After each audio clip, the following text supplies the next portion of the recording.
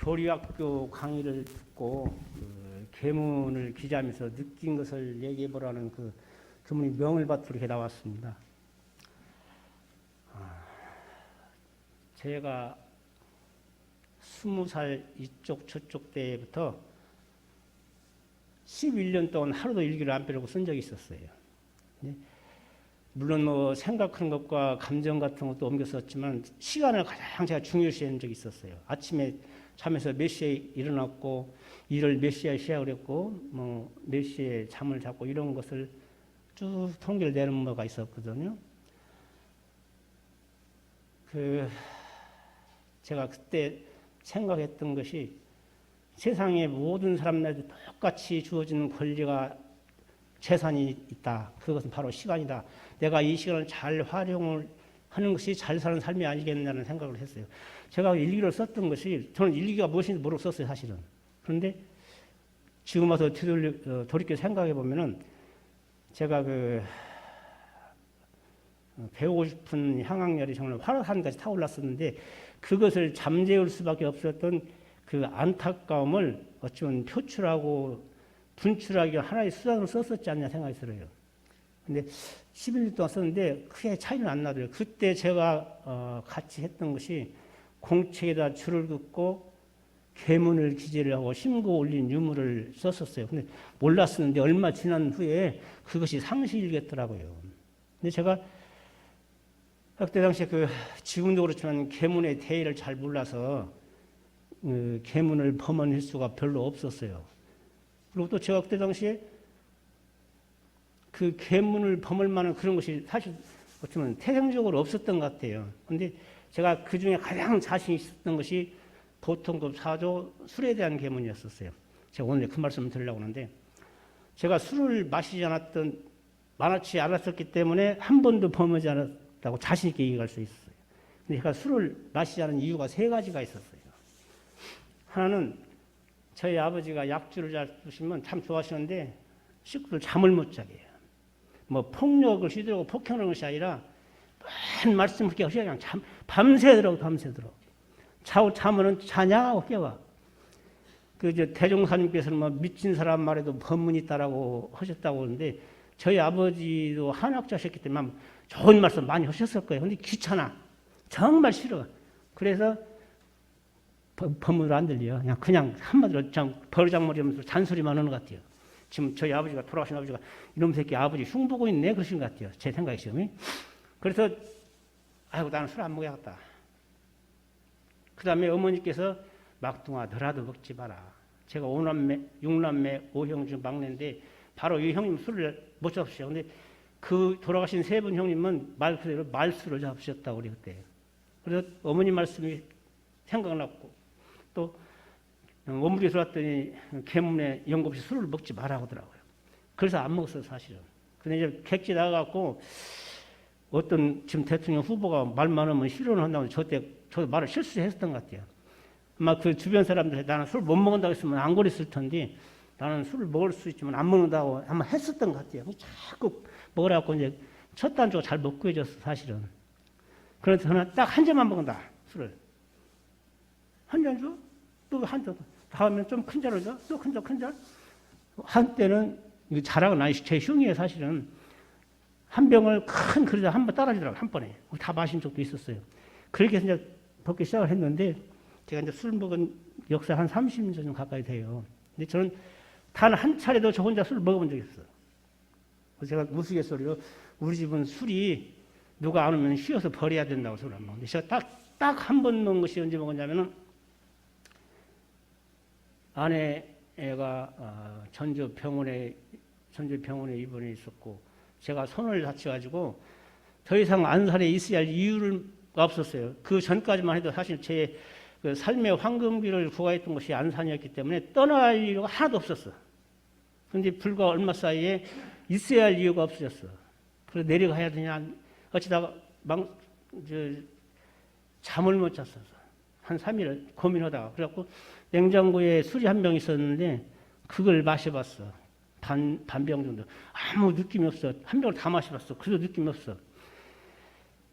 근데 사실 제가 여기서 연구를 부지가 될 수 있는 것이 뭐냐면 제가 술을 마시는 게 아니라 저는 수면제 대용으로 술을 마셨었어. 잠을 잤으면 지금까지 성에 살겠지. 그때 못 잤으면 지금 여기 없을지도 모르는데. 제가 2, 3년 전에 일을 이제 제 직업이 일용직이라서 일을 하고 집에 왔는데 뭔 일을 좀 더 하느라고 좀 힘들었었어. 배도 고프고 좀 늦게까지 해가지고. 근데 그때도 냉장고에 막걸리가 한번 있었어요. 여거나 저거나 묻는 술은 항상 막걸리가 냉장고에 있었는지 모르겠어요. 저도.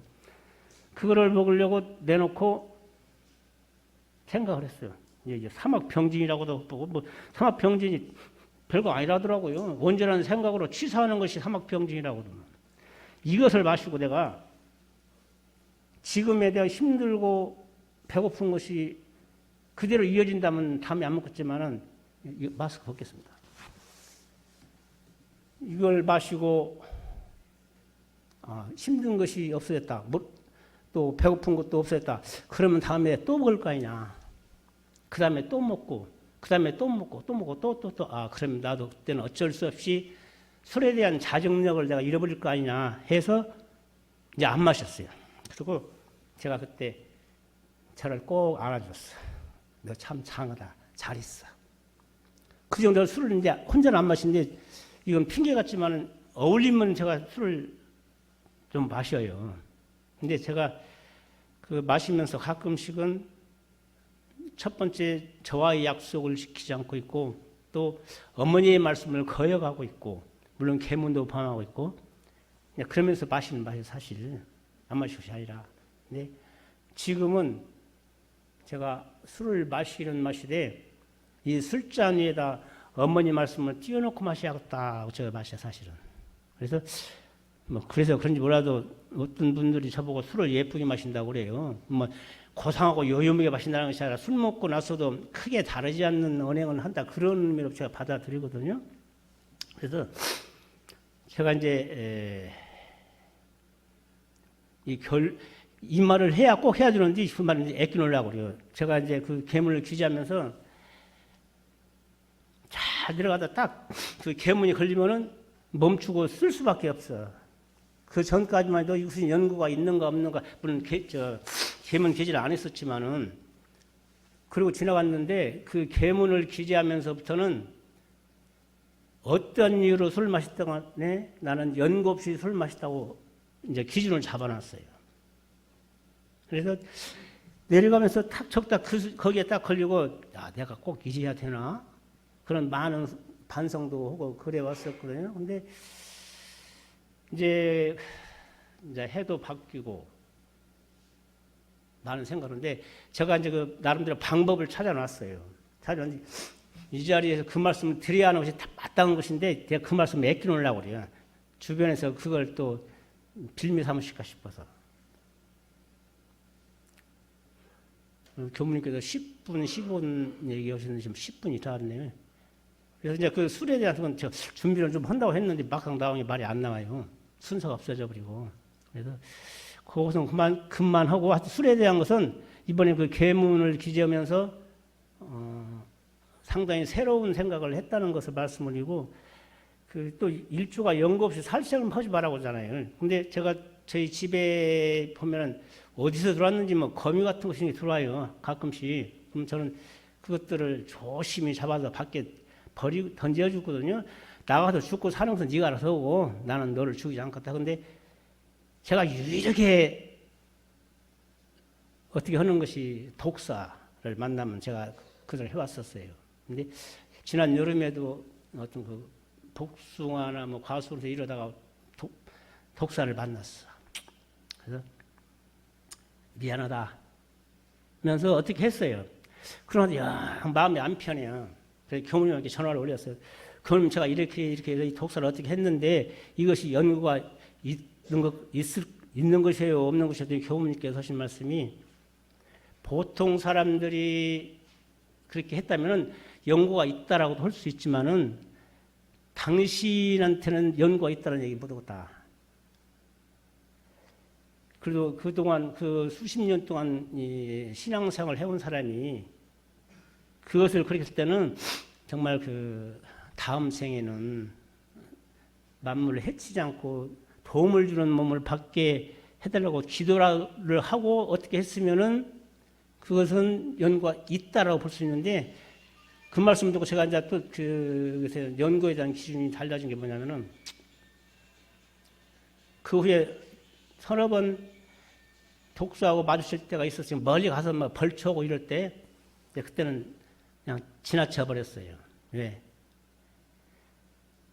그걸 만났을 때 기도하다 보면 어디로 가버리고 없어.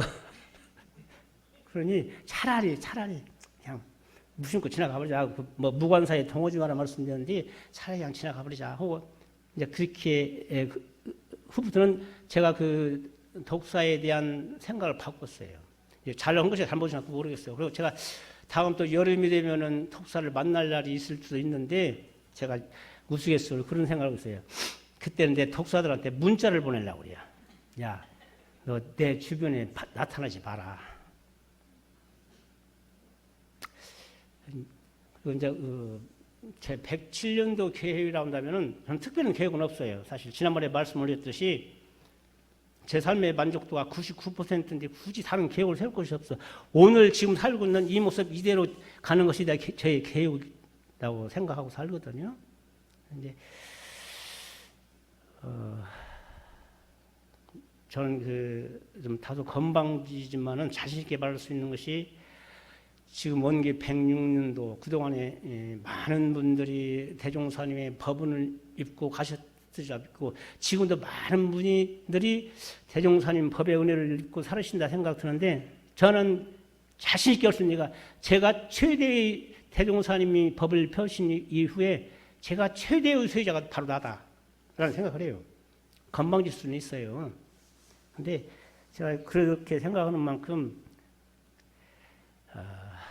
앞으로는 정말 그 대종사님의 법을 성실하고 이렇게 이행하고 수행해서 제 자신도 진급을 하고 보는 사람이 되게 노력하겠다는 말씀을 올리고 이제 며칠 후면 먼기 106년도도 역사의 뒤안길로 사라지게 돼 있는데 나머지 106년도 그렇고 다가오는 107년도에도 우리 교도님들 늘 건강하시고 복해 증진하시라는 말씀 올리면서 마치겠습니다.